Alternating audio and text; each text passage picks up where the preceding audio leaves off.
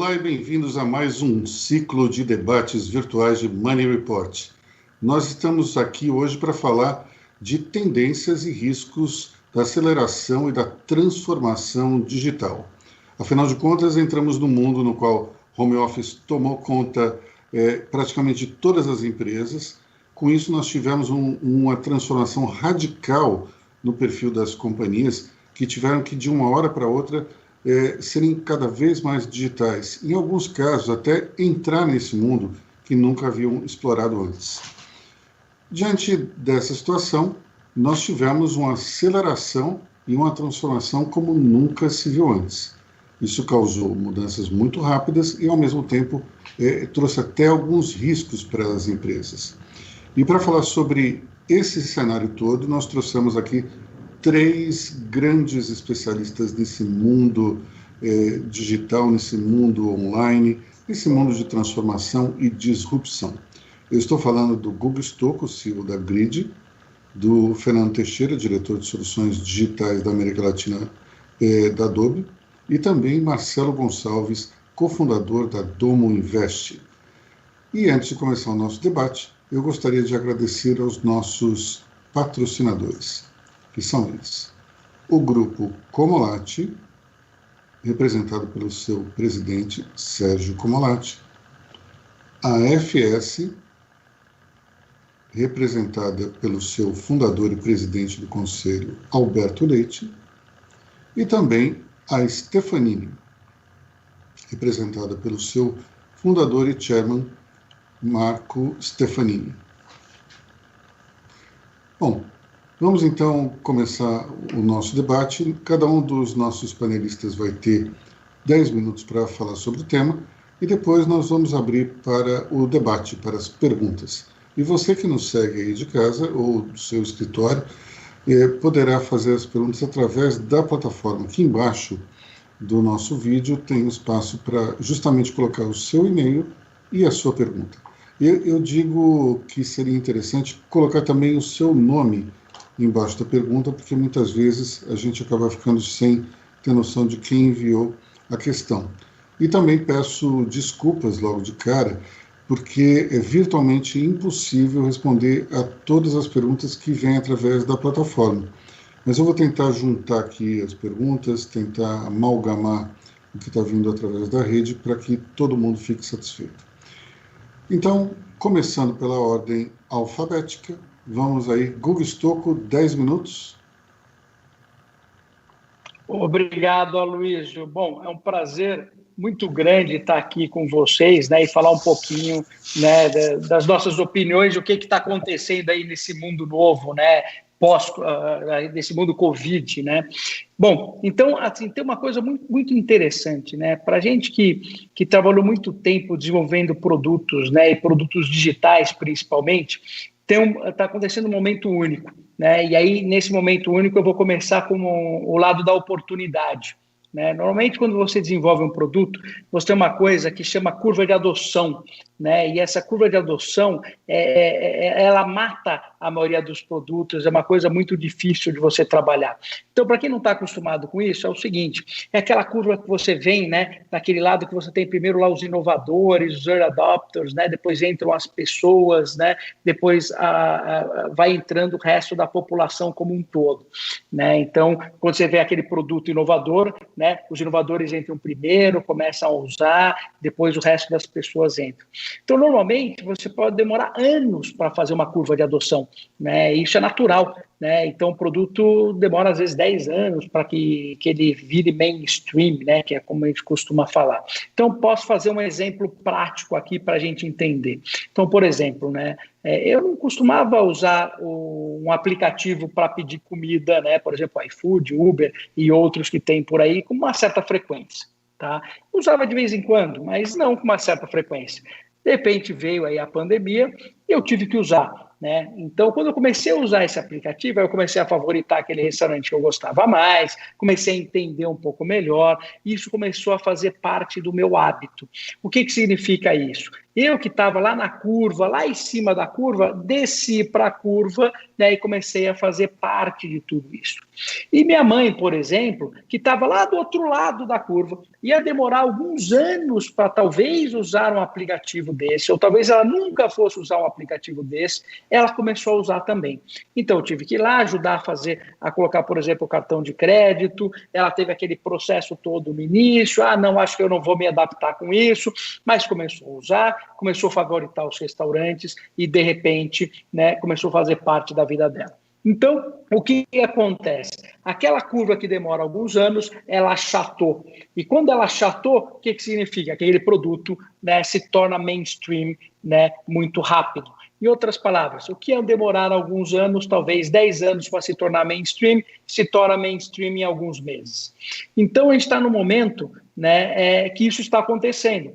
Então, por exemplo, o comércio eletrônico, então aquelas empresas estavam preparadas para o seu comércio eletrônico, né? De repente, o que acontece? Aqui, os clientes que usavam só, por exemplo, uma loja de roupa, eles usavam só as lojas físicas, tiveram que ir para a loja online, e a loja online estava preparada, se tornaram clientes daquela loja online, e aí começa a criar recorrência e vão se tornar clientes desse tipo de canal aí constantemente. Em outras palavras, aqueles clientes que vão demorar muito tempo para se tornar clientes dessa loja online, se tornam clientes agora.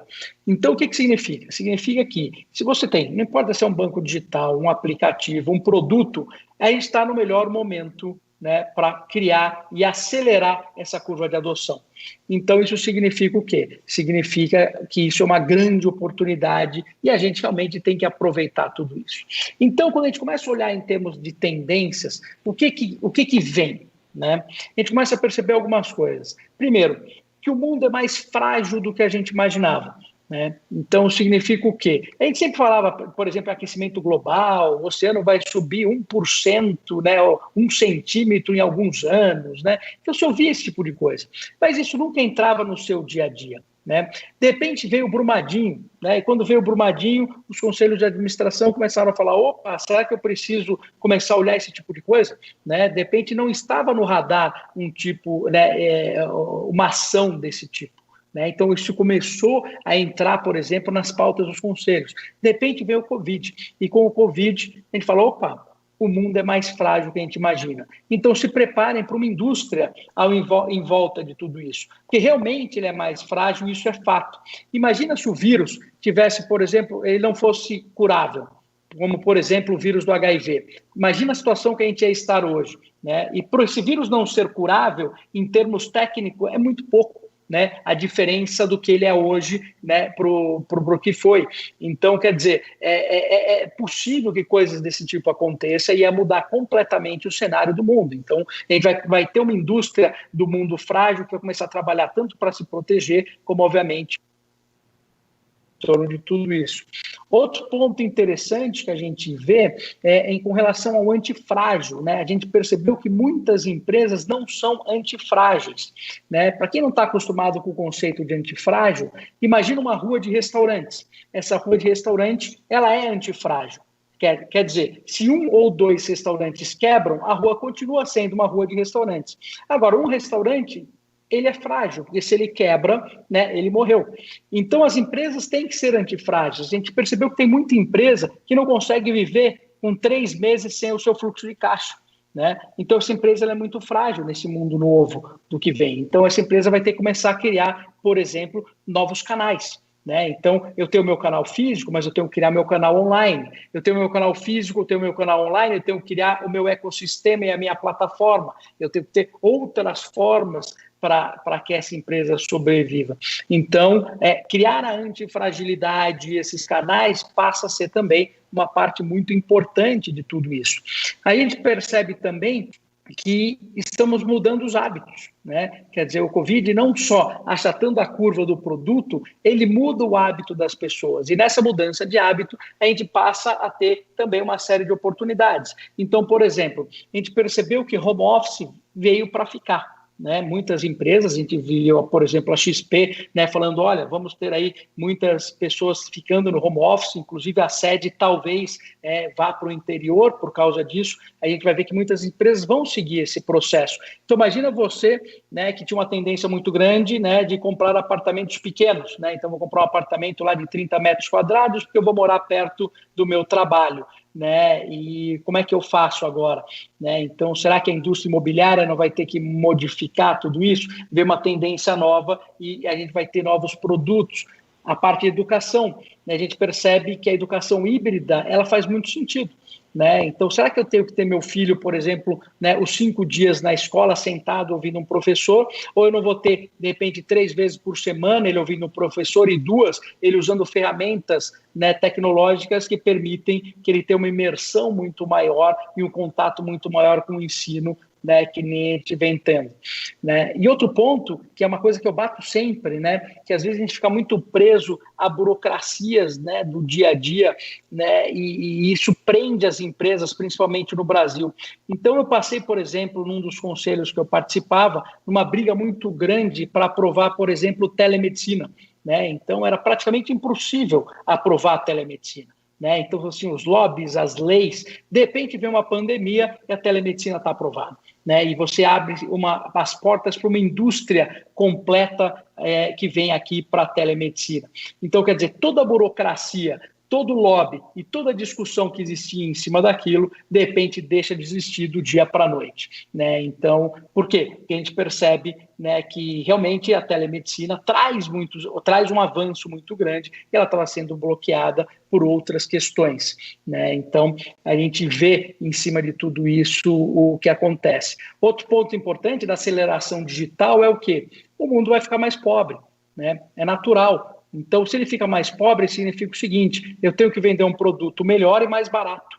E para vender um produto melhor e mais barato, eu tenho que melhorar os meus processos e eu tenho que adotar tecnologia, que é com isso que eu consigo fazer com que eu venda um produto melhor e mais barato. Então, a adoção da transformação digital, não só para eu ter um novo canal de vendas, né, para conseguir ficar mais antifrágil e atingir esse cliente novo, eu também vou precisar para que eu possa vender um produto mais barato e que eu possa também atingir esse cliente e continuar vendendo cada vez mais. Então, caminha dentro desse processo como um todo. Então, esse mundo novo que a gente que está nascendo aí embaixo do nosso nariz, né, é muito interessante, porque ele abraça o mundo digital de uma forma muito forte, né? A gente não pode mais ignorar o que era o mundo digital. Eu participei já de muitas empresas dizendo, olha, não, transformação digital sim, eu vou fazer, faz parte da agenda. A gente tem aqui um projeto de 5 anos de transformação digital, né? Infelizmente, a gente não pode ter mais um projeto de 5 anos de transformação digital. Você vai ter que ter um projeto de 5 meses de transformação digital, né? Porque senão vai ter impactos, né, pelos assuntos que eu já falei agora. Então, eu acho que eu tenho aí esses pontos para dar uma provocada, né, para todo mundo aí e trazer para discussões. Obrigado, Guga. Eu só queria dizer uma coisa. Eu odeio home office. Eu detesto. Agora, eu achava que era uma coisa somente de alguém da minha geração, mas aí minha filha de 12 anos odeia o homeschooling também. Ela não suporta e realmente ela tem uma certa dificuldade para se concentrar. Curiosamente, a classe é um ambiente no qual ela se adapta melhor do que em casa, porque em casa tem o celular, tem uma série de coisas, ela acaba meio que tendo dificuldades nesse sentido. Agora, vários colegas dela se adaptaram muito bem. Aliás, até alguns colegas estão se dando muito melhor no homeschooling do que no ensino tradicional. Então, é interessante isso, porque cada um tem o seu perfil, e isso acaba interferindo bastante. Eu vejo aqui no Money Report também, tem várias pessoas que se deram muito melhor em casa do que outras já têm uma certa dificuldade para poder se concentrar. É interessante porque não é algo que ataca, digamos, todo mundo de uma maneira homogênea, tem certas diferenças, né? Então vamos continuando aqui nosso painel e chamar o Fernando Teixeira. Fernando, por favor. Luiz, obrigado. Bom, eu estou adorando home office. Deixa eu começar com essa história. Aqui em casa tem 2 filhos pequenininhos e tá o máximo, porque o papai fica trabalhando dentro do quarto e quando eu abro a porta, aquela festa. Na empresa não, quando eu abri a porta tinha que ter o crachá, senão ia ficar preso no banheiro. Tá, a vida tá tá uma delícia, tô adorando. E acho que eu gostei da história do Guga. Uma história que me chamou a atenção foi com meus filhos acabaram de fazer 3 anos, e a festa de aniversário foi no Zoom, né? Então, convidamos a família inteira, aquele monte de imagem na televisão grandona. E antes disso, os familiares perguntando, né? A gente compra presente, como é que a gente faz, né? E os meus pais, 74 e 6, eles me ligaram e falaram assim um dia, uma semana antes, a gente tá tentando comprar na internet e não tá conseguindo. O site não tá funcionando. E aí eu falei, não, mãe, não, a gente quer fazer a compra na internet, a gente vai fazer. E eles moram em Campinas, no interior, muito próximo de um shopping. Então eles estão acostumados a ir ao shopping. E aí eles estavam querendo comprar online. E eles não conseguiam. E minha mãe falava, quando eu vou fazer a compra, muda o preço, muda o valor, na hora de pagar. Eu falei, não, mas não é possível. Eu perguntei, mãe, qual site que você tá? Me dá o site. E ela me deu, eu não vou falar qual, óbvio. Aí quando ela me falou o nome da empresa, sabe o que me chamou a atenção? Era uma empresa que eu nunca tinha pensado em comprar um brinquedo. Porque é uma famosa loja de shopping, mas não é lá que eu que compro mais na internet, eu compro em outras lojas. Em lojas que, quando eu falei para minha mãe, mas por que você não compra na loja tal ou na loja tal, que são e-commerces muito grandes e famosos? Ela falou, não, eu compro essa loja de brinquedo, é a loja X. Aquela loja, a loja de brinquedo para ela. Então, o que é interessante para mim, como exemplo, olha só que interessante, essa marca famosa de lojas, está acostumada a ter um fluxo de pessoas no shopping, perdeu uma oportunidade de ouro. Porque, de repente, as pessoas, os clientes dela, que estavam antes, talvez uma pessoa por mês fizesse essa mudança de tentar uma coisa digital, de repente todo mundo está fazendo ao mesmo tempo, eles perderam uma chance de ouro. E, verdade, o site não funcionava. Então, você ia na hora de pagar, ele alterava o valor, era bem estranho. Então, o que é interessante, você vê que tem marcas perdendo a oportunidade, esse é um caso clássico, perdeu uma oportunidade de ouro, e outras ganhando com isso. É um pouco do que o Google falou do antifrágil. Bom, é a típica loja que o canal de e-commerce dela estava lá com alguém, provavelmente alguém da TI no subsolo da companhia lá que não tem nem janela, que é muito comum acontecer, são os caras de tecnologia que estão lá no fundinho, de repente aqueles caras têm que tirar eles do porão, colocar eles no andar de cima, porque afinal de contas agora a empresa depende mais deles do que ela dependia antes. O que eu acho interessante disso é quando a gente fala transformação digital, deve ter umas 400 mil definições, mas aqui acho que o que é interessante é lembrar que a expectativa do consumidor hoje é diferente do que ela era antigamente. Então, por exemplo, se eu peço... Meus pais, eles usam Uber. Eles sabem pedir o Uber. E pedir Uber é uma coisa fácil para eles. Mas comprar o brinquedo online deveria ser tão fácil quanto. E cada vez mais vai ser assim. Então, por exemplo, eu vou no médico e eu espero meia hora numa sala de espera, eu vou embora, porque eu não aceito esperar meia hora. Eu não espero 5 minutos do táxi. Então, nós, consumidores, a gente está elevando o nível de exigência de uma forma muito forte para as empresas. Isso causa na empresa o outro lado, que é eu preciso acompanhar essa nova expectativa do meu consumidor. Isso não é fácil, porque fazer digital não é fácil. Você tem que juntar os seus dados, aí tem dados que estão lá no cara do CRM, tem dados que estão com o cara de marketing, e no fim o consumidor, em cada lugar que ele vai, parece que é a primeira vez que ele está interagindo com a marca. Esse é um grande problema. E aí cada um fala de um jeito, aí um dia, banco, por exemplo, eu recebo no e-mail uma oferta de um produto e a gerente me fala outra oferta e outro me fala outra coisa. Então, essa maluquice toda, para o consumidor antigamente, talvez funcionasse, hoje não. O meu banco tem que ser tão fácil de usar quanto é o Uber para mim. Então, esses dois lados do mundo de transformação digital são super importantes. E aí, quando você joga um Covid em cima... Eu lembro um relatório de uma dessas consultorias que eu estava lendo no final do ano passado, eles falavam assim, as empresas têm que investir na transformação digital quando está tudo bem, e não quando está tudo mal. É engraçado, porque isso em dezembro do ano passado, quando você lê esse relatório, você fala, mas está tudo bem. E de repente a gente conheceu o que é não estar tudo bem. E aí é nessa hora que você fala, putz, eu devia ter feito aquilo lá atrás. Igual o Google falou, putz, aquele plano de 5 anos que estava guardado na gaveta, eu deveria ter feito. E aí, quando a gente fala que acho que o tema é aceleração, e aí tudo que você acelera, você corre mais riscos, né? Então, tem um lado de que, bom, então vou sair comprando ferramenta, vou sair contratando gente loucamente, e pode ser um custo que pode dar certo ou não, mas a sorte que a gente vive no mundo digital, onde dá para você experimentar muitas coisas também. Vamos lançar um aplicativo? Vamos tentar no WhatsApp? Vamos isso? Então, acho que de um lado de oportunidades, até que o Google falou, tem um lado forte de abrir até para a criatividade, né? Então, assim, a criatividade eu não consigo, o e-commerce não ficou pronto, como é que eu vou vender? Bom, vou colocar todos os meus vendedores no WhatsApp, e o que é legal do mundo digital vamos tentar. De repente, a gente pode descobrir uma receita que ninguém tinha pensado e que pode ser uma saída digital para a nossa empresa aí. Acho que esses são um pouco dos pensamentos que eu queria colocar aí para a gente. Obrigado, Fernando. Vamos partir agora para um outro entusiasta do home office, aquele que vai largar tudo aqui em São Paulo e se mandar para o interior, Marcelo Gonçalves. Vamos lá. Quase tudo, né? Vou manter 3 dias em São Paulo, mas vou estender a minha permanência aqui no interior. Estou treinando meu sotaque já.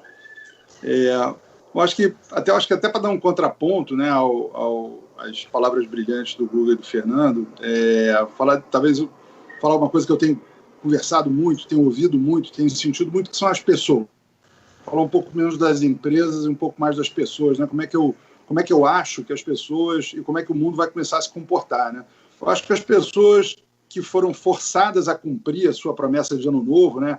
Eu vou trabalhar menos tempo, eu vou gastar mais tempo com a minha família, eu vou prestar mais atenção na educação dos meus filhos, eu vou cuidar da minha saúde. As pessoas foram forçadas a cumprir as suas promessas de ano novo de uma vez só, né? E descobriram que é legal, né? Descobriram que é legal cozinhar. Eu não preciso comer fora todo dia. É legal eu comprar ingredientes, aprender uma receita e fazer, né? É legal fazer um drink, né? No meu caso, quer dizer, eu tenho feito vários. Então, é legal você voltar a ter os teus hobbies e voltar a curtir o seu lugar natural, que é a sua casa, né?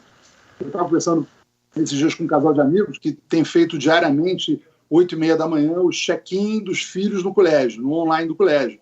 Com isso, eles voltaram a participar da educação formal dos filhos, coisa que eles não participavam mais.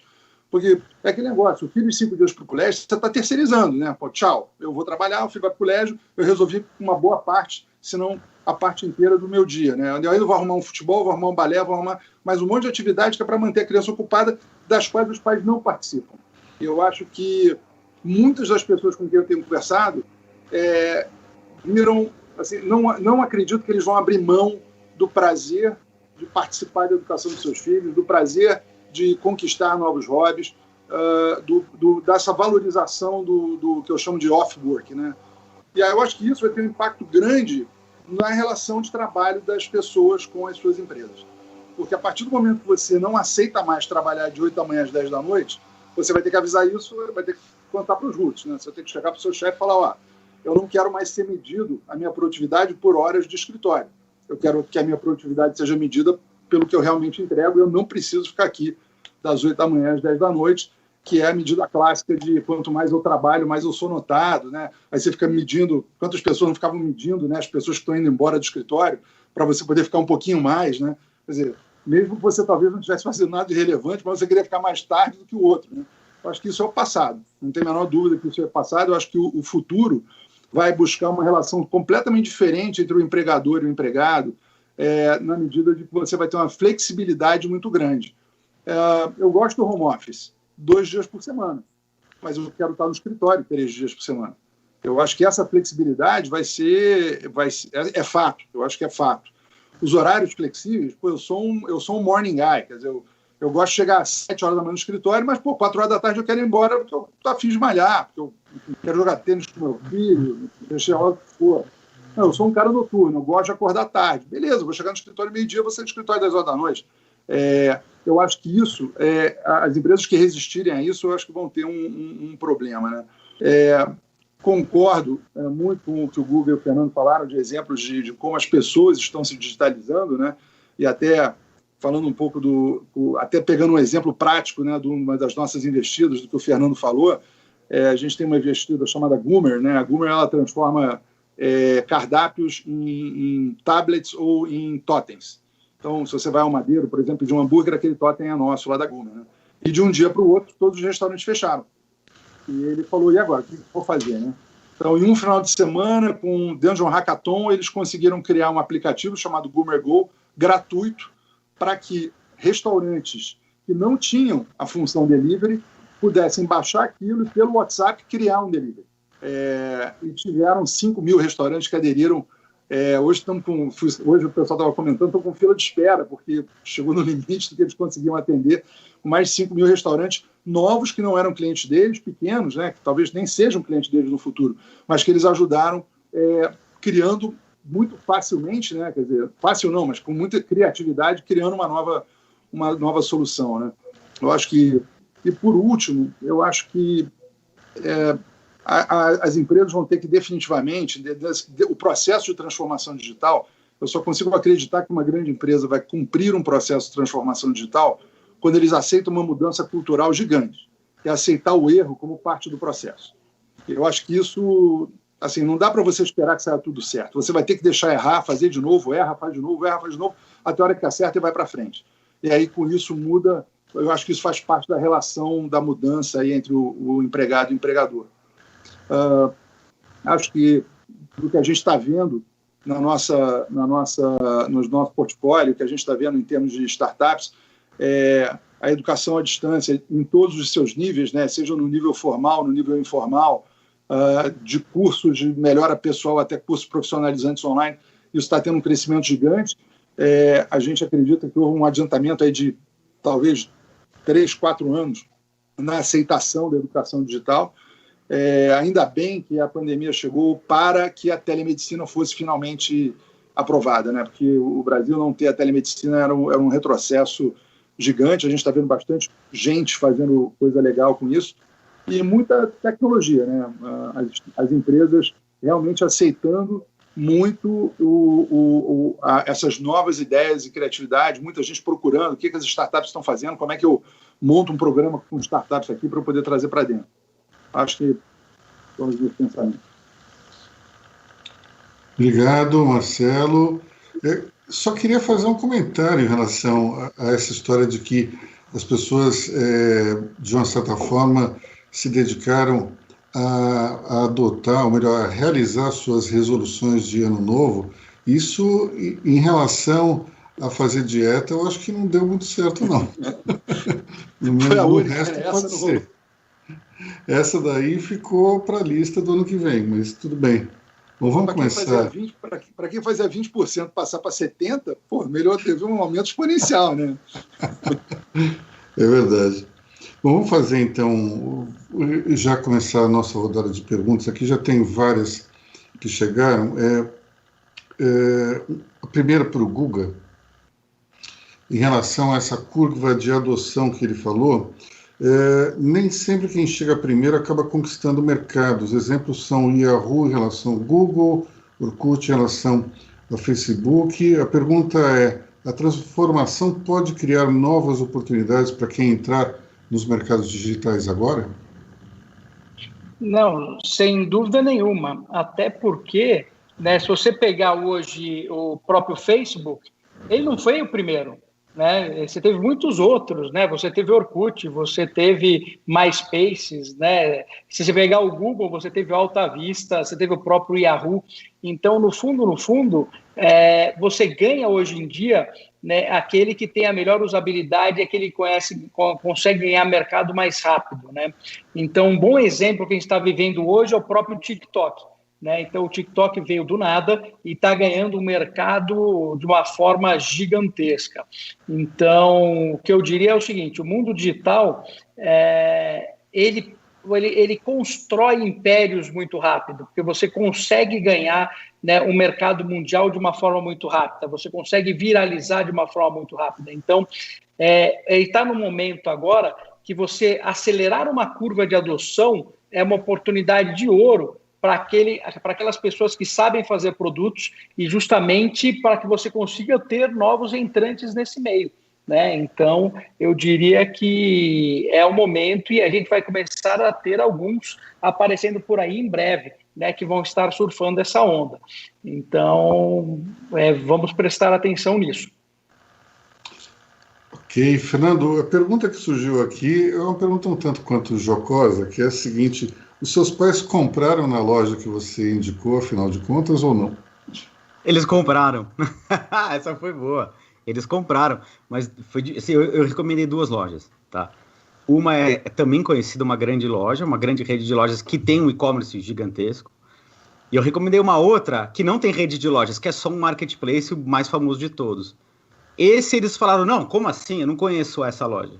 Então, assim, achamos um meio do caminho aí, que é um e-commerce famoso, mas que também eles conhecem fisicamente por ter visto alguma coisa. O que abre oportunidade para esse cross também, né? De repente, você ser muito bom no varejo, você ser muito bom numa entrega, significa que você possa entregar outras coisas. Então, embora eu não seja famosa como uma loja de brinquedos, eu vou dar um desses varejistas aí, que minha mãe depois comprou o chuveiro, que agora entraram na onda digital. Aí compraram o chuveiro e eu perguntei, falei, você já foi nessa loja? E eles falaram, não, essa loja só lá no centro de Campinas que tem, não tem no shopping. Então você vê, de novo, você tem uma coisa que é uma marca conhecida e famosa, mas a loja é uma coisa que eles nunca foram, que é lá do centro, que teria uma dessa, e de repente está entrando na casa deles. Deixa eu só, antes de passar a palavra, um comentário até do que o Marcelo falou. Outra coisa interessante também é a assinatura digital de documento. Não se esqueçam disso. Quanta gente tava louca que não conseguia ficar, eu não consigo ficar longe da minha impressora. Porque aqui dentro todo mundo tem que assinar o papel, o RH numa contratação, e de repente descobriram que a assinatura digital é um caminho que estava todo mundo com medo e conseguiu também aprender a usar rapidamente. Acho que é mais um caso aí. Fernando, vou aproveitar e chamar um colega seu que está na linha, Federico Grosso. Fede, está me ouvindo aí? Olá, Luiz, tudo bem? Tudo bom? Tudo ótimo. Então, eu queria mandar um abraço para o Fernando, claramente, para o Marcelo e para o Guga. A gente teve a sorte de ter o Guga palestrando em vários dos nossos eventos, palestrante maravilhoso. E justamente é o Guga que eu queria endereçar a minha pergunta, que tem a ver com, vamos descer uma outra página no pontos não do home office, mas como organizar a nossa vida pós-pandemia, né? Eu acho que uma coisa que a gente aprendeu é que todo mundo de casa trabalhando funciona. Todo mundo no escritório trabalhando funciona. O que a gente vem faz 20 anos, pelo menos, batalhando é o modelo híbrido. Algum em casa, algum no escritório, aqueles em casa meio esquecidos, e aí, nos últimos anos, você vê empresas de tecnologia construindo esses grandes campos, essas torres maravilhosas. O que vai acontecer depois do Covid? Qual é que é o teu feeling em relação a esse modelo híbrido e como fazer ele funcionar? Porque até agora eu não vejo exemplos no pré-Covid de esse modelo funcionar muito bem em empresas de médio e grande porte.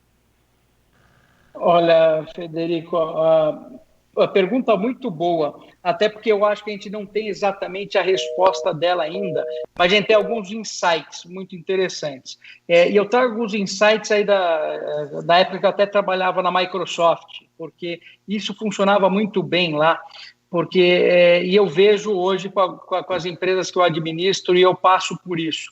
Então, o que acontece é o seguinte.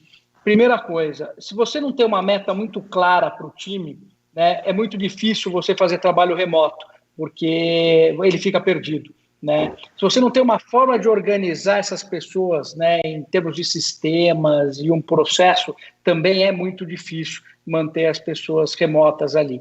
E eu acho que tem um tempo também que vai se acostumar de cultura, porque a gente pega aqui no Brasil, a gente sempre o brasileiro veio da Revolução Industrial e veio sempre ali onde você tinha gerente, supervisor, controlador, e por aí vai, né? Então você sempre fez o que eu tenho que fazer e quem é que vai mandar aquilo que eu tenho que fazer.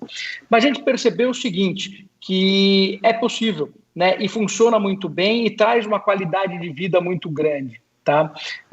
Eu percebi agora, eu estava em janeiro no Vale do Silício, eu fui no campus do Google, aquele campus enorme, e não tinha ninguém dentro do campus, tá? E não tinha começado o Covid ainda, né? E aí veio na minha cabeça, né? Eu falei, poxa, onde estão as pessoas? Né? As pessoas estão produzindo, só que elas não estão produzindo necessariamente dentro do escritório. Tem pessoas dentro de casa, tem pessoas no parque, né? Tem pessoas, né, fazendo suas ideações nas salas de ideações, elas estão espalhadas por aí, né, dentro, né, desenvolvendo aquilo que tem que desenvolver. Então, o que eu acho? Eu vejo agora em algumas empresas, né, aliás, um caso super prático, né, tem o Banco Original tem o seu mudando para o seu prédio novo, né, e percebeu que, poxa, talvez eu não precise de todos os andares agora, porque muitas pessoas estão funcionando bem de home office. O que eu faço, né, com esses andares? Ou essas pessoas que vão vir para o banco, como que elas vão trabalhar aqui no banco? Né? Então, vamos criar espaços, não para ele responder e-mail, mas vamos criar espaços para essas pessoas se encontrarem e resolver um problema. Vamos criar espaços para essas pessoas se encontrarem, né, e fazer uma ideação, né, espaços para elas fazerem reuniões, encontrarem clientes, né, e se tornarem mais produtivas. Então, eu acho, por exemplo, que você pode responder e-mail em casa, né, mas vai ter momentos que você precisa fazer uma reunião e uma ideação que você tem que fazer dentro de casa. Né? E eu acho que isso vai servir, inclusive, para a educação também. Vai ter momentos que você precisa, né, que seus filhos se reúnam com os amigos, né, e façam trabalhos junto com professores, etc. E vai ter momentos que eles vão ter que estar também dentro de casa, né, focados e desenvolvendo, por exemplo, num sistema de ensino adaptativo, né, que traz muitos benefícios. Então, eu acho que o híbrido veio para ficar, mas exige metodologia e exige muito conhecimento por trás disso, que a gente está aprendendo ainda. Obrigado, Guga. Próxima pergunta vai para o Marcelo Gonçalves, e ela vem de um amigo em comum, que é o Rubens Taleb, da Multipark. Na verdade, a pergunta está dividida em duas etapas. A primeira etapa é: qual vai ser o drink de hoje? O Rubinho, eu vou pensar, acho que hoje um dry martini para comemorar, pô, tão boa companhia, né? Acho que um dry martini vai bem hoje. A segunda parte, que é a parte séria, ele faz uma ponderação sobre o seu comentário em relação ao home office, que é o seguinte: conforme o home office se estabelece e ficar no escritório não é mais um fator a ser notado, o que se deve fazer para se destacar nessa situação na qual as pessoas estão se falando através de uma tela de computador? Bom, que aí, Rubinho, a gente vai para um conceito do que é se destacar, né? Para mim, se destacar é entregar. É você performar, é você entregar resultado, você exceder nas expectativas do seu cargo, trazer inovação. Eu acho que para isso você não precisa estar lá, né? Eu também não acredito, só para deixar claro, eu não acredito que o home office é para tudo e para toda hora e para todos, né? Então, eu acho, por exemplo, eu acho que o home office, eu acredito mais em horários flexíveis e um home office flexível do que um home office total. As pessoas vão continuar indo para o escritório, os escritórios vão ser diferentes do que eles são hoje, né?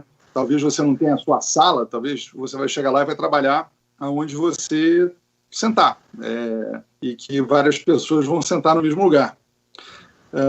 Mas em termos de avaliação, e a gente está vivendo isso, né, dentro da nossa equipe, a gente tem uma equipe de não sócios super bacana, e a gente se fala todo dia. A gente se fala todo dia, 2 vezes por dia, a equipe inteira, e a gente se fala individualmente várias vezes ao dia, e segue trocando opiniões, e segue trocando impressões, seguimos trabalhando juntos. Então, assim, eu não mudei meu método de avaliação, por exemplo, das pessoas que trabalham comigo, porque eu não estou mais do lado delas olhando, muito pelo contrário. Assim, eu tenho visto eles até se destacando em conseguir entregar dentro das dificuldades que a gente acabou sendo forçado a ter. Quer dizer, imagina quando não tiver uma pandemia e a gente tiver um trabalho mais organizado.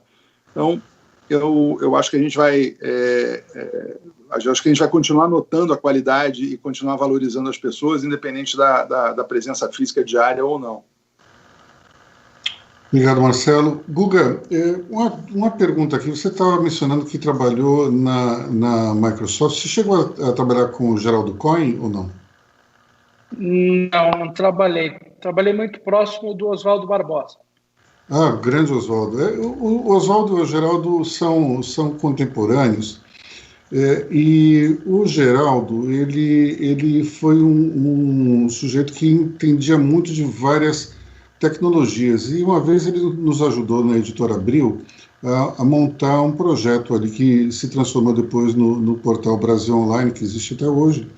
Mas o Geraldo me falou sobre o grande desafio que era escolher uma linguagem correta para se desenvolver um projeto.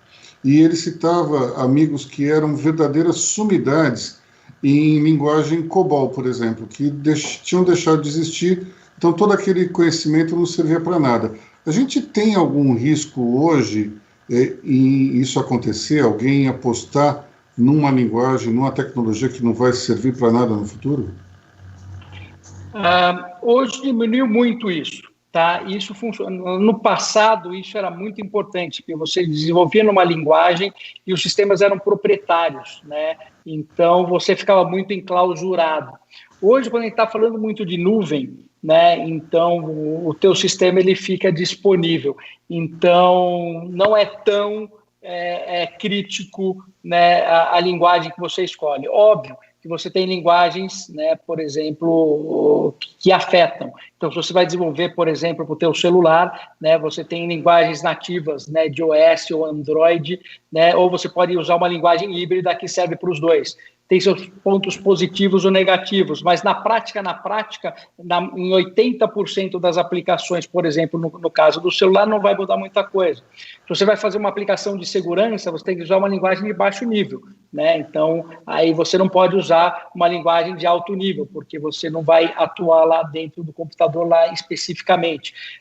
Mas, de maneira geral, tirando essas especificidades, né, a coisa está ficando muito mais não tão difícil que nem era antes, né? Muito mais padrão, digamos assim, principalmente porque o desenvolvimento está caminhando cada vez mais para a nuvem e a tendência é que vá mais para a nuvem, né? Cada vez mais. Né? Vou estender então a pergunta para o Fernando Teixeira.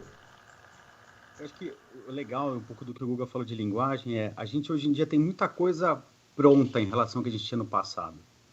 Eu acho que até um exemplo interessante de home office, que eu acho que para mim um dos mais interessantes eu chegando aqui, na empresa, minha empresa deu um valor para eu comprar em melhorias de home office, comprei um monitor, aí eu comprei uma luz melhor para cá, e aí o que eu vejo de banner na internet é de novo um monitor, e é de novo a mesma coisa que eu comprei, inclusive do varejista onde eu fiz a compra. Aí você fala, não, meu Deus, nem os caras entenderam essa história do digital, né? Eles poderiam olhar e entender, bom, esse cara está montando um home office, o próximo produto que eu vou dar para ele é um microfone, uma entrega na casa dele. Eu acho que, e para você fazer isso hoje, será que você precisa de tanta linguagem? Tem muito software hoje que você vai lá e aperta um botão dizendo assim, ó, não mostrar banner para quem já comprou esse produto. Então, muito do que você precisava de uma linguagem, hoje tem ferramentas que te ajudam a fazer. Acho que isso é um lado.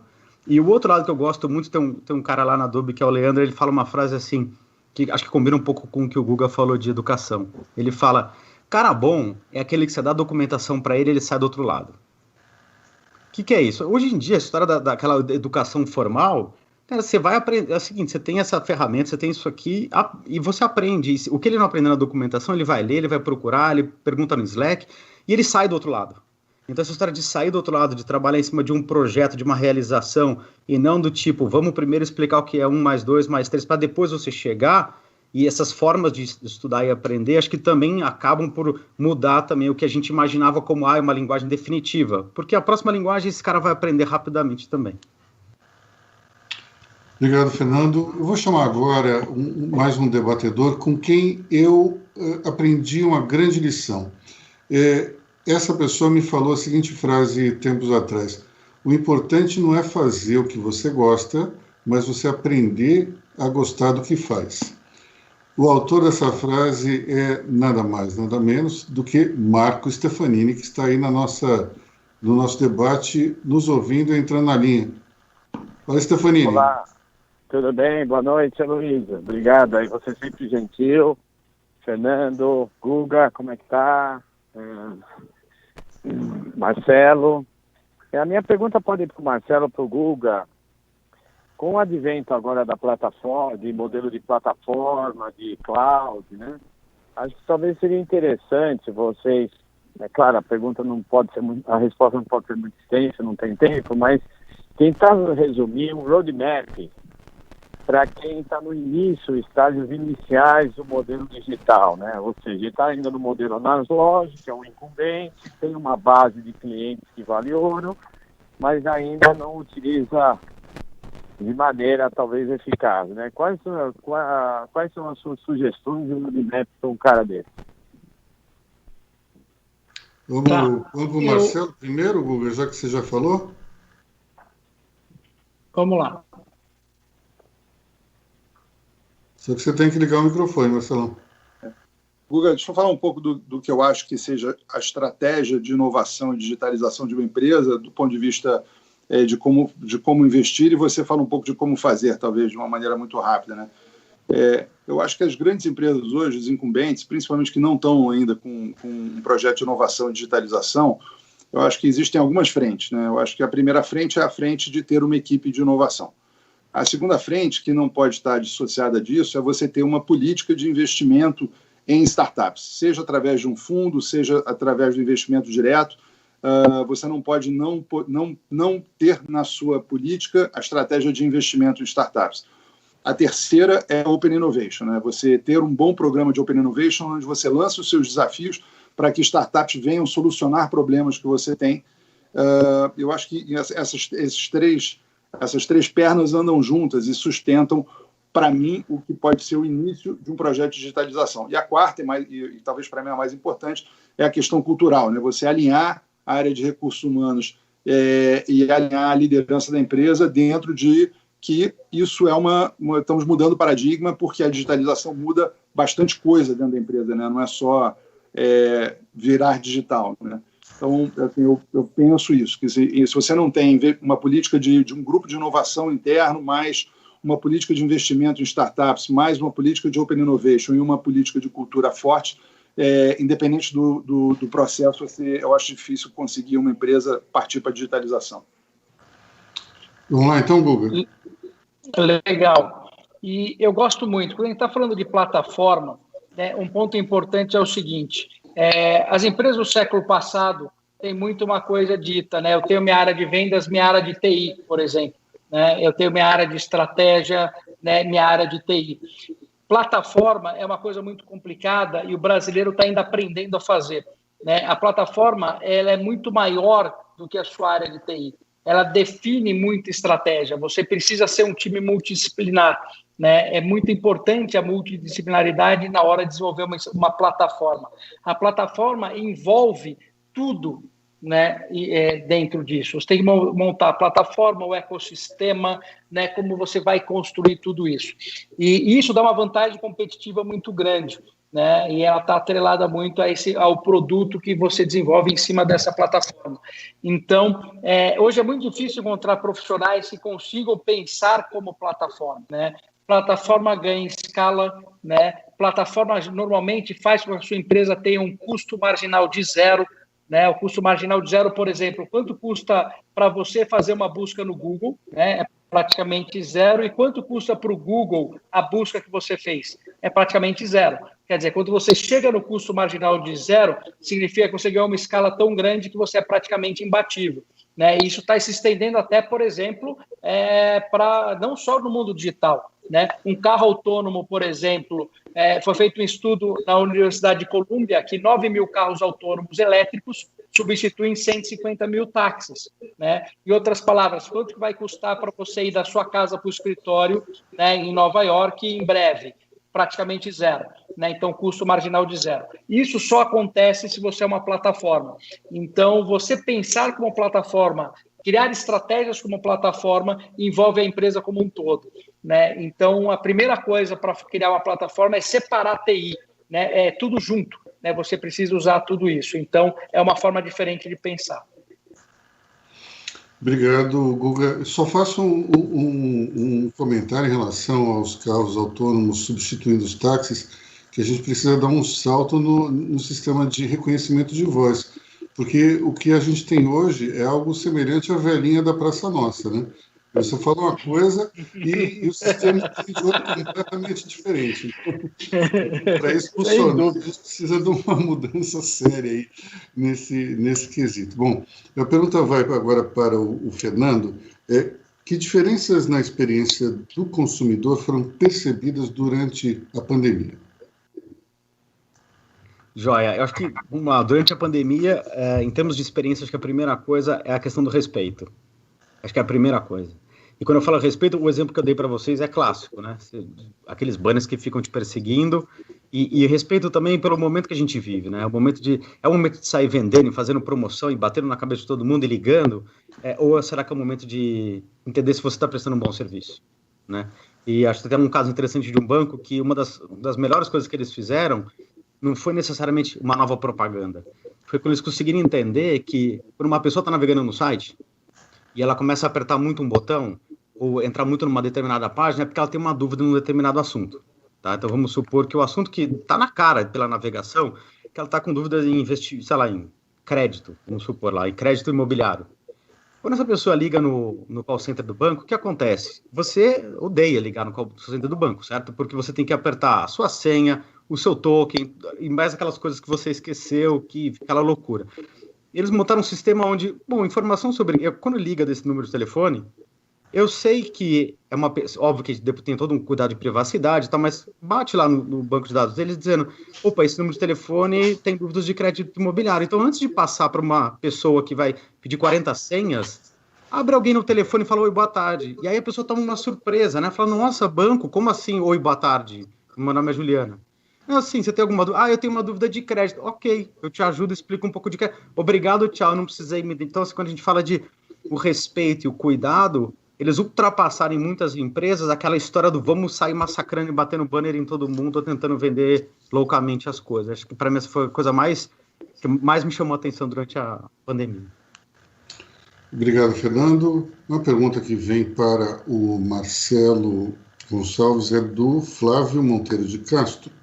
A pergunta é a seguinte: o que essa mudança no cenário Covid de transformação digital influenciou na escolha da Domo em quais empresas investir?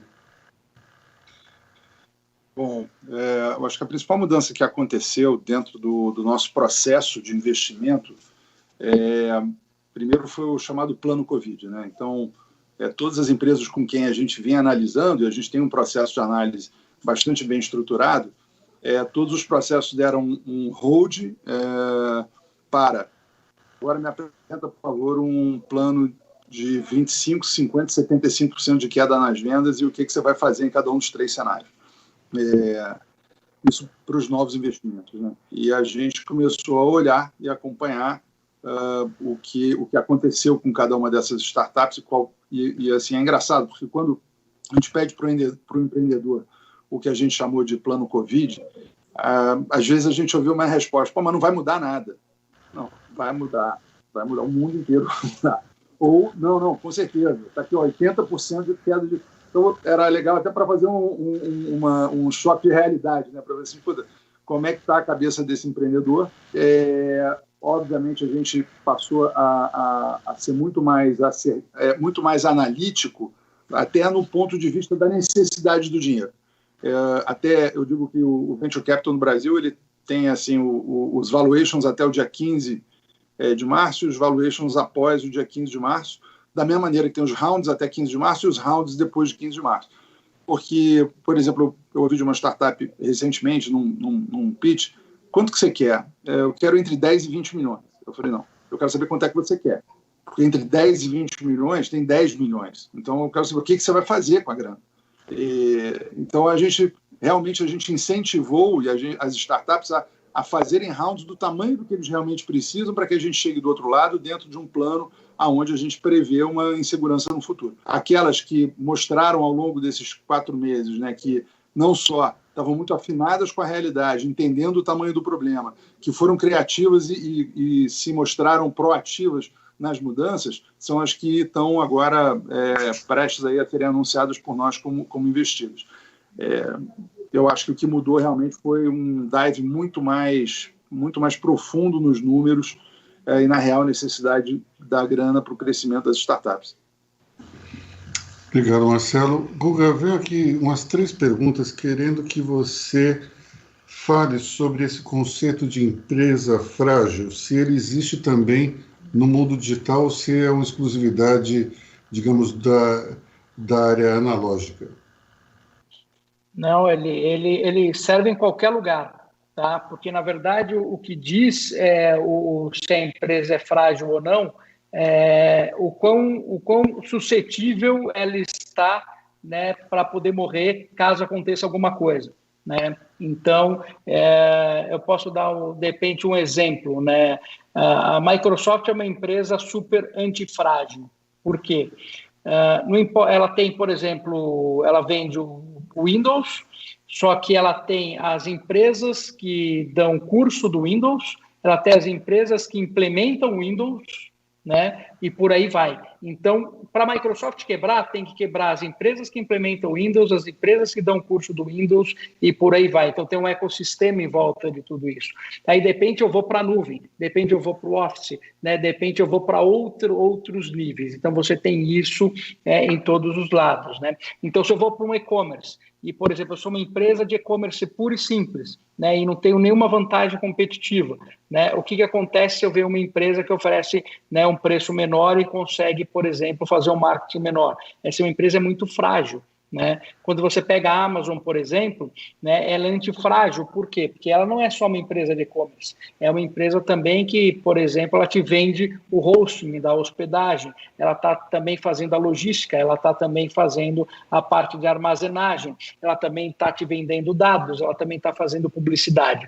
Então, com isso, ela tem uma série de modelos de negócios entrelaçados entre si e, com isso, torna que essa empresa é antifrágil. Então, por exemplo, pode ser até que um dia o e-commerce deixe de existir, mas ela sobreviva com a AWS, né, que é a parte de hospedagem, por exemplo, e por aí vai.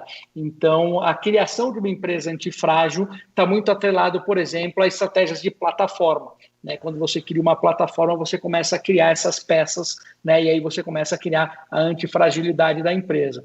Então, você viver num mundo, como eu disse antes, que a gente acabou de descobrir que é um mundo frágil, ele é mais frágil do que a gente imaginava, significa que se você quer ter uma empresa que tem escala, principalmente uma empresa que vai ter escala global, você precisa começar a pensar nesse tipo de estratégia. Senão você pode sumir do dia para a noite. Obrigado, Guga. A pergunta vai agora para o Fernando. A pergunta é a seguinte, Fernando, você falou muito mais da experiência do consumidor do lado, digamos, do anunciante. Então, a pergunta é muito mais voltada quais são as expectativas do consumidor nesses tempos de pandemia. É legal isso. Tem duas expectativas aí, né? Acho que tem três, né? A gente tem a empresa, o consumidor e tem os funcionários das empresas também, né? Não só porque nós somos pessoas físicas, mas porque nós, como funcionários, queremos trabalhar em ambientes que são melhores. Um exemplo que eu gostei do Marcelo falando, eu agora almoço com os meus filhos todos os dias. E é o máximo. Quando acabar a pandemia, vai ser difícil conversar isso lá na Adobe. Falar, olha, agora eu queria isso todo dia. Acho que vai ser 3 vezes por semana ou 2, tem que pensar. Mas quando a gente fala de expectativa do consumidor e da empresa, é aquela história do que eu comentei do Uber. Então, assim, se eu peço um carro com 2 cliques no meu celular, eu não vou esperar 5 horas no consultório médico. Eu não vou aceitar que me entreguem um produto de baixa qualidade. Então, existe um lado diferente de expectativa e um lado de interação, porque essa interação tem que ser uma interação boa. E aí acho que tem um item que eu queria incluir, que acho que é interessante falar, que é o item de inteligência artificial. Então, muita gente acha que é um bicho de 7 cabeças, mas a verdade é que a inteligência artificial ajuda a empresa, agora olhando para os dois lados, a ajudar ela até a prever o que uma pessoa vai querer. Então, no caso, eu dei o exemplo, eu comprei um monitor e comprei uma luz. E aí o algoritmo diz, olha, existe uma propensão a essa pessoa comprar o próximo item que é o microfone. E a melhor forma de falar com ele sobre o microfone é mandando um e-mail, não é enchendo a cabeça dele de banner. Então, a inteligência artificial bem trabalhada também vai ajudar nesse caminho de experiência de um lado e experiência do outro lado também. Obrigado, Fernando. Eu gostaria só de te dizer uma coisa. Aproveite enquanto é tempo, porque seus filhos têm 3 anos. A minha filha tem 12 anos e ela falou outro dia para mim, papai, não aguento mais só ver você e a mamãe. Então, aproveite, porque vai chegar uma hora que eles vão se rebelar contra isso. Enfim. Marcelo, agora a pergunta para você e é a seguinte, quantas propostas você analisava antes da pandemia e quantas você analisa agora, durante a pandemia? A gente segue analisando, assim, a gente não teve nem mais nem menos. A gente tem como eu falei, a gente tem uma estrutura de análise de empresas bastante bem estruturada. Para vocês terem ideia, dentro do nosso banco de dados de startups, que nos últimos 4 anos a gente ou acessaram a Domo ou a gente foi buscar dentro de todos os canais aí de inovação, a gente tem cerca de 15 mil startups dentro do nosso banco de dados. E entre 4 e 5 mil startups que a gente acompanha, nos mais variados níveis. Aí, assim, o conceito de startup aí vai de uma ideia que o cara entrou no site e botou, mas não tem nem o CNPJ, até uma empresa que efetivamente já está funcionando. Então, a gente tem vários conceitos dentro disso. Nós seguimos analisando, tendo uma meta de que todos os gestores falem com pelo menos 50 ou 40 startups por semana, para que a gente possa analisá-las e ver quem realmente a gente quer que vá para o próximo nível, né? Mas a gente não tem mais nem menos. A gente acha que o que a gente tem visto é que realmente as startups continuam nos procurando, boas ideias continuam acontecendo, os investimentos continuam. Durante a pandemia, nós já anunciamos 4 investimentos, a gente tem mais 6 ou 7 para anunciar dentro dos nossos 3 fundos. Então, os investimentos continuam e o ritmo continua igual. Obrigado, Marcelo. Agora uma pergunta para o Guga, que vem de uma pessoa que prefere não se identificar, mas ele diz o seguinte, sobre esse conceito de fragilidade, que ele analisa algumas propostas de startup, ele é um angel investor, e ele percebe que, em vários casos, as pessoas que o procuram querem o dinheiro, mas não têm muita noção de como vender o seu produto ou o seu serviço, achando que a rede vai resolver o problema do marketing. Então, a pergunta que ele faz é se você acha que essa visão que ele tem, você compartilha dela, concorda com ela, ou acha que está restrita ao universo que ele tem analisado ultimamente? Olha, isso é a pergunta boa também, né?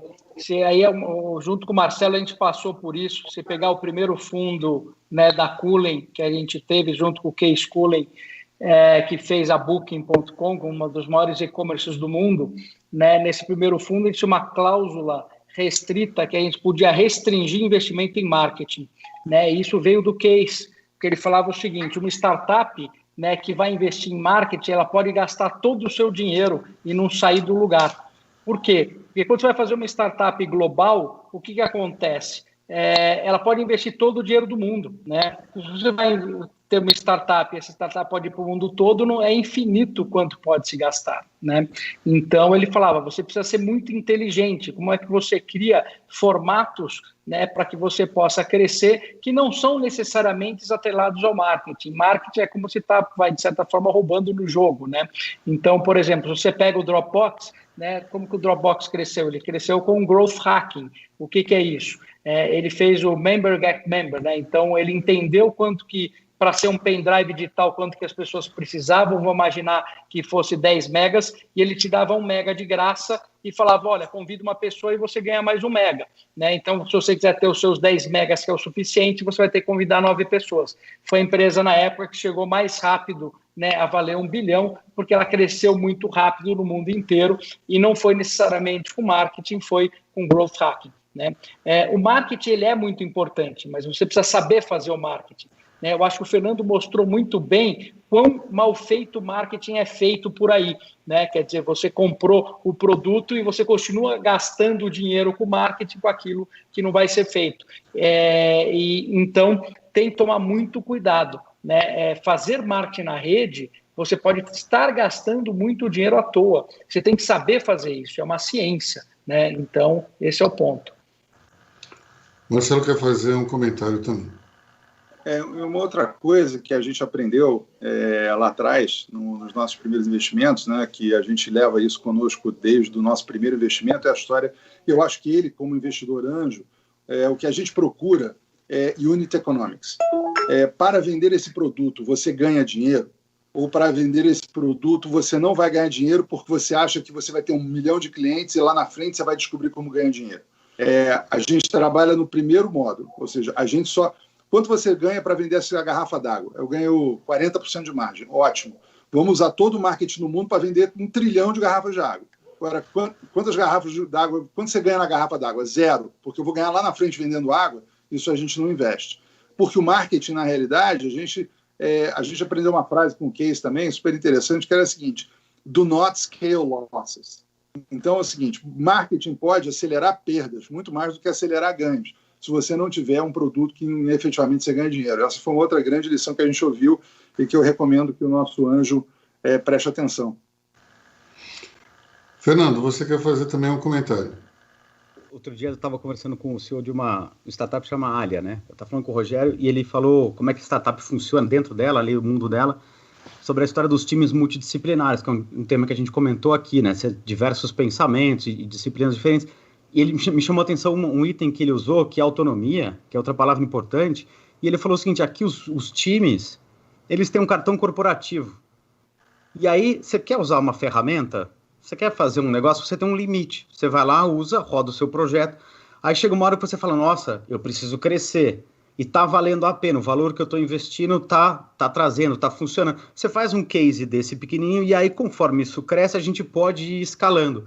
Isso é legal porque muda um pouco também aquele conceito de que não, plataforma SaaS muito grande, muito cara, quando na verdade são aquelas pessoas que fazem acontecer, de repente elas com um cartão corporativo num grupo pequeno fazem coisas e provam resultado, e a partir daí é uma outra forma interessante de você crescer e escalar.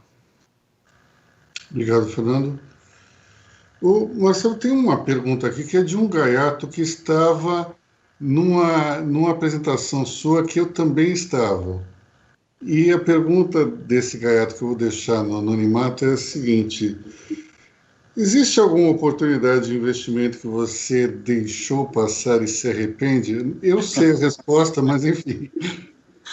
Sim, sabe que tem um documento super interessante, se não me engano, é da Benchmark, que ele fala, que é um texto longo, né, que fala dos 10 grandes erros, né, que ele deixou passar, né? No meu caso, foi o quinto andar, né? Quando uma empresa investida nossa, a Men's Market, né, o Lucas me ligou e falou: Marcelo, você tem que receber o pessoal do quinto andar, eles são ótimos. Eu falei: cara, mas o que é o quinto andar? Não, uma imobiliária online. Eu falei: cara, não, obrigado. Imobiliária online, esse negócio não vai dar certo nunca. Já tem o Zap, já tem o LX, já tem... não, obrigado, passei. Eu me arrependo muito de não ter sequer conseguido marcar a reunião. Assim, acabou que eu realmente nunca nem encontrei com eles. Admiro demais a empresa, eles conseguiram revolucionar o mercado imobiliário e a gente ficou fora dessa, né? A sorte que a gente conseguiu entrar em outras, né? Mas essa eu realmente deixei passar. E até, Luiz, complementando, a gente, infelizmente, a gente teve uma segunda deixada de passar, né, que a gente teve uma oportunidade de entrar no 99, mas o case era um investidor do Uber. Foi um dos primeiros investidores do Uber, né? E aí, com isso, ele sentiu que ele ia ter um certo conflito de interesses, e aí a gente acabou não investindo na 99. O Paulo é um dos empreendedores que eu mais admiro no nosso ecossistema e fiquei muito feliz que ele foi a primeira grande saída do Brasil, mas foi outra que a gente, infelizmente, ficou fora também. Mas, de qualquer maneira, você tem 2 unicórnios e está a caminho do terceiro, é isso? A gente teve a felicidade de conhecer grandes empreendedores, né? O Fabian e o Arthur da Log, né? Nós fomos um dos primeiros investidores lá na Log, acompanhamos a jornada, né, de revolucionar o mundo da logística, e primeiro numa salinha, depois numa casinha, contratando 5 motoboys que era para conseguir ter a primeira demanda. Foi muito legal. Quer dizer, nós fomos um dos primeiros investidores da Log, e o Gympass, né, o César, o João e o Vini, que da primeira reunião, me lembro que a primeira vez que eu tive com o César, a gente passou 1h30 juntos, e eu falei: cara, eu vou investir em vocês. Não, os números, cara, isso a gente vê depois, eu quero entrar, e entramos, e o Gympass é esse sucesso absurdo. O César é um empreendedor espetacular, o João, outro, o Vini também, são pessoas muito, muito especiais, né? E o Hotmart, o Hotmart hoje talvez seja a maior plataforma das Américas de distribuição de conteúdo digital. É uma empresa que, que ganhou Sua Ideia Vale $1 Milhão, do Buscapé, né? E esse programa era muito legal, né? O Guga estava envolvido também, junto com o Rodrigo, né? E Sua Ideia Vale $1 Milhão, então está aqui 300 mil e eu fico com 25% da empresa. Então, e aí, a partir daí, era o primeiro dinheiro, nós fomos o segundo investidor do Hotmart, né? O Rodrigo me liga, né?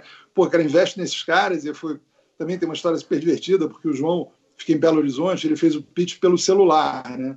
E naquela loucura, eu falei, João, eu só consigo falar amanhã às 2. Aí ele me liga, onde você está? Eu falei, eu estou no carro, mas vai falando aí. E ele me deu um pitch de 40 minutos, eu no carro, no Viva Voz. À noite, eu fiz um call com o Case na Holanda, né? Eu falei, olha, Case, é isso aqui, fizemos essa startup para investir. Ele falou, ótimo, vamos investir. Eu falei, pô, mas eu não entendo o que eles fazem. Ele falou, não tem problema, eu te explico depois. Só liga para ele agora e diz que a gente vai investir. E assim foi feito. Hoje, não só eu entendo bem do que o Hotmart faz, como admiro demais o João Pedro e o Matheus. A gente continua com eles lá. É uma empresa que hoje está nos Estados Unidos, está no México, está na Espanha, está na Colômbia, Portugal, Brasil, enfim, vendemos para mais de 100 países. É um outro grande case de sucesso aí do mundo digital. Então, também teve os acertos, né? E tem os erros, faz parte da nossa vida, né? Errar e acertar faz parte do nosso jogo. Bom, agora vamos para a última pergunta, que, na verdade, são várias pessoas que querem saber aonde o Guga Stocco está olhando as oportunidades, quais são os setores que estão chamando a sua atenção ultimamente. Muito legal isso. Cara, eu gosto bastante agora, estou muito próximo em blockchain, né, e inteligência artificial. Então, são dois setores que eu estou estudando muito e tentando entender isso um pouco mais a fundo, obviamente, na ciência como um todo, e os impactos de tudo isso, né? Porque assim, a disruptura que vem por aí, que essas duas tecnologias podem trazer, é muito grande. E eu posso aplicar isso no mundo financeiro, né? Você pode aplicar isso em diferentes situações. Mas são duas tecnologias, não só tecnologias, né? São duas áreas que me interessam muito, né? Então, inteligência artificial e blockchain, onde eu vejo aí um futuro grande e estou olhando bem de perto. Não só empresas, como tecnologias relacionadas a isso.